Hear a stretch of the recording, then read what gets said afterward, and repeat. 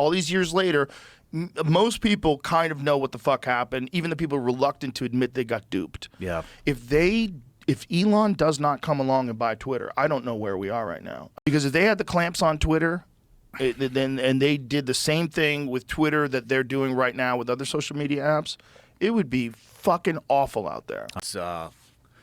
Elon's been a blessing. He really thus has. far, it's a big one. I feel like that the media will die with the baby boomer generation. They would ban you from YouTube for talking about things that we know for a fact are true now.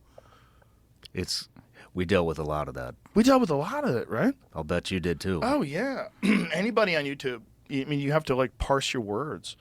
You know, like Jimmy Dore, even when he's criticizing the vaccine, he said, but you should take the vaccine because it's safe and effective. Yeah. He always has to say it, like to cover his ass, like as a joke. Was it nice for you to come off YouTube? Did you enjoy that when it first happened?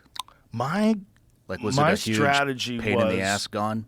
No, No? I don't pay attention to it. But my strategy was to become 10% less famous. So when I went over to Spotify was going to give me all this money, and I was like, oh, great. Just fucking be a little less famous, too. That'd be good. Like, kind of like go the Howard Stern route, kind of fade off into the sunset. Yeah. Did it work? No, it didn't work. Little did I know I was going to get caught up in this massive controversy, you know. But it also, before that, this podcast was growing on Spotify a little too quick. But so there's no like extra pressure being on YouTube, but there is a pressure if you're relying on YouTube.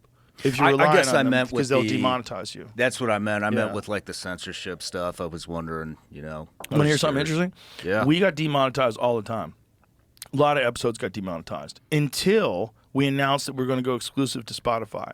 And then from that moment out, there was like a few months of a window. No kidding. They never demonetized us. They just took all the money. Like, don't go,